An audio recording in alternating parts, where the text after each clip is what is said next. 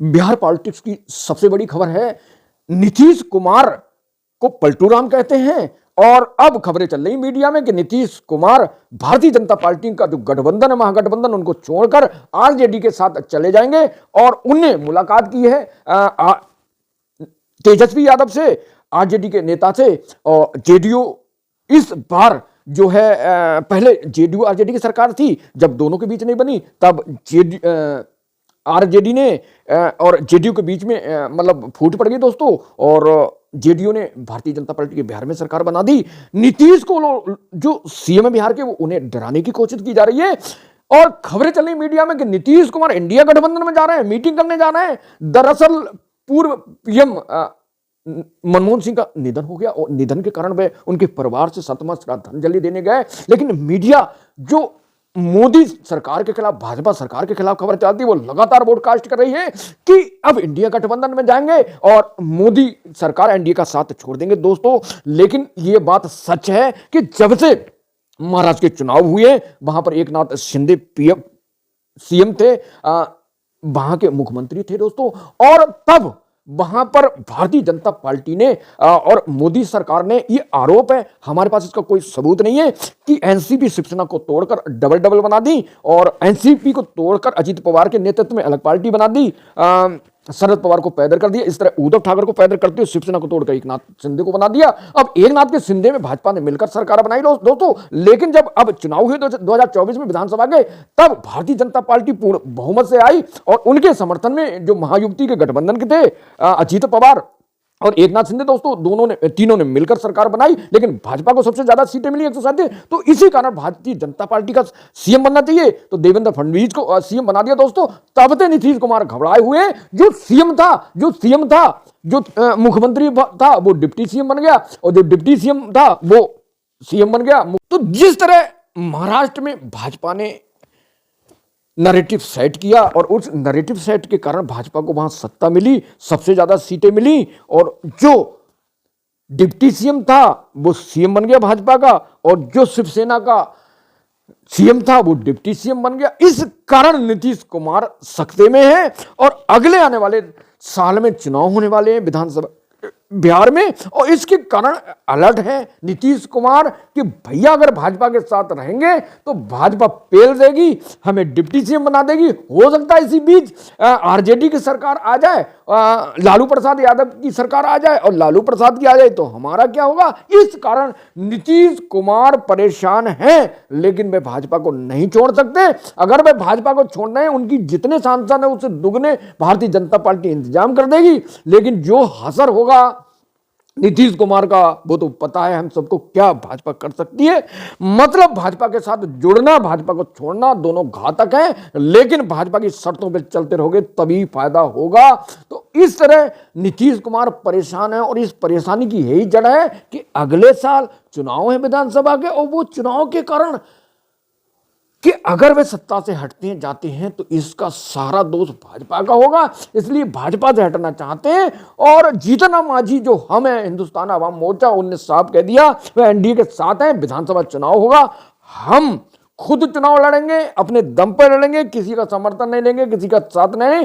इससे भी साथ हो रहा है, इससे भी साफ स्पष्ट हो रहा है दोस्तों कि बिहार में जो क्राइसिस शुरू हो रही है, और जो एनडीए के घटक हैं चिराग पासवान और जीतन राम मांझी और नीतीश कुमार परेशान हैं कि तीनों को छोड़कर भाजपा अगर मजबूती से आगे बढ़ती है तो फिर नीतीश कुमार सीएम से डिप्टी सीएम बनेंगे, ये पक्का है, इसमें कोई शक नहीं है। और इसी वजह से नीतीश कुमार परेशान है। अब नीतीश कुमार पलटू राम के नाम से फेमस है दोस्तों। अब कब पलट जाए इसका कोई भरोसा नहीं, लेकिन भाजपा की चाणक्य नीति, अमित शाह और नरेंद्र मोदी के जो मोहरे हैं मजबूत, वो मजबूत पर ये पूरी तरह पिट चुके हैं नीतीश कुमार, चाहे सत्ता में रहें या नहीं रहे, लेकिन भाजपा मजबूत है सजग। दोस्तों, जिस तरह दीवार फिल्म में एक हीरो कहते हैं तुम्हारे पास क्या है, तो वो कहता है भाई मेरे पास बैंक बैलेंस, बंगला बैलेंस, बैंक बैलेंस, कारी, मोटरसाइकिल, सब कुछ है, तेरे पास क्या है दोस्तों। तब शशि कपूर कहते हैं कि मेरे पास मेरी मां है। इसी तरह भारतीय जनता पार्टी से पूछते हैं कि आपके पास क्या है, तो भारतीय जनता पार्टी के पास ईडी, सीबीआई, इनकम टैक्स है और नीतीश कुमार के पास क्या? नीतीश कुमार के पास कुछ नहीं, सत्ता है। और अगर वहां विधानसभा चुनाव होते हैं तो विधानसभा चुनाव के बाद भाजपा आ सकती है और भारतीय जनता पार्टी किसी को भी अपने साथ ले सकती है, गठबंधन कर सकती है, जो जीतेगा उसके साथ सरकार बना सकती है। इसलिए नीतीश कुमार परेशान है और नीतीश कुमार मझधार में है, उनको ब्रेन वॉश में कंफ्यूज किया जा रहा है आरजेडी द्वारा, तेजस्वी यादव द्वारा। और वो तेजस्वी यादव लगातार कहते हैं कि वो बेकार हैं, वो काम के नहीं हैं और उनके साथ कभी भी समझौता नहीं हो सकता। तो दोस्तों, आपको क्या लगता है कि बिहार में अगर विधानसभा चुनाव होते हैं तो क्या भाजपा मजबूती आएगी कि आरजेडी या जेडीयू आएगी? और जिस तरह आंध्र प्रदेश में 2019 के लोकसभा चुनाव हुए थे उसमें एनडीए ने जगनमोहन रेड्डी से मिलकर सरकार बनाई, लेकिन इस बार और जो अपोजिशन था चंद्रबाबू नायडू, उन्हें जेल भेजा गया। बड़े मामले को लेकर दोस्तों, जब 2024 के लोकसभा चुनाव आए तब वहां पर जेल जाने के कारण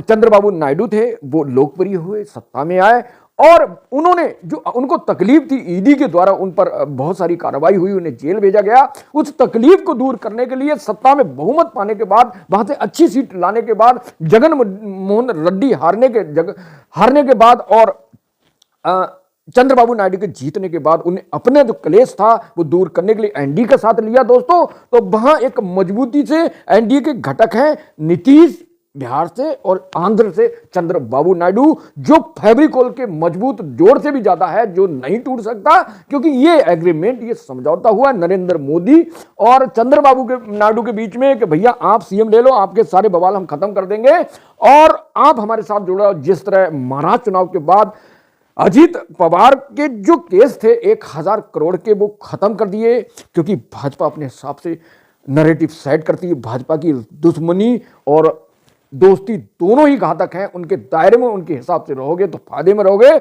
ना तो नुकसान उठाओगे, और नुकसान उठाते हैं। लगातार आम आदमी पार्टी आरोप लगाती रही दोस्तों कि अरविंद केजरीवाल और उनकी पार्टी, उनके नेताओं पर भाजपा डोरे डाल रही है। ये आतिशी जो सीएम उन्होंने खुद कहा था, ये कोशिश जारी थी कि किसी तरह आम आदमी पार्टी को तोड़ दिया जाए। उनकी बात को नहीं माना, जेल भेजे गए और उनके सारा जो मेहनत की, जेल भेजने के बाद उनके तुष्टीकरण हुआ। अरविंद केजरीवाल अब बार बार वो हाथ जोड़कर जनता से यही कह रहे हैं कि मैं गलत हूं, सही हूं, और इस बार जनता परिवर्तन करेगी तो अरविंद केजरीवाल की सरकार जाएगी। और इसी तरह झारखंड में हेमंत सोरेन को जेल भेजा गया दोस्तों, नैरेटिव साइड था, तो भाजपा की जो बात नहीं मानता उसे पेल देती भाजपा। दोस्तों, क्या यह बात सही है कि भाजपा अपने हिसाब से लोगों को सेट करती है, भाजपा के साथ जो मानता भाजपा की नीति, और अगर नहीं मानता तो उसे पेल दिया जाता है? क्या सही है जो हमने रिव्यू तैयार किया, जो हमने समीक्षा दी है, जो हमने विश्लेषण किया, इस बात में कितना ना कमेंट करके बताएं दोस्तों। तो जिस तरह नीतीश को डर सता रहा है कि बिहार में भी वो नहीं लौटेंगे दोबारा आने वाले अगले साल के विधानसभा चुनाव, आपको क्या लगता है कमेंट करके बताएं। और नेक्स्ट वीडियो के लिए, नेक्स्ट एनालिसिस के साथ मेरे साथ जुड़े रहिए। तब तक के लिए नमस्कार, जय हिंद, जय संविधान, जय भारत।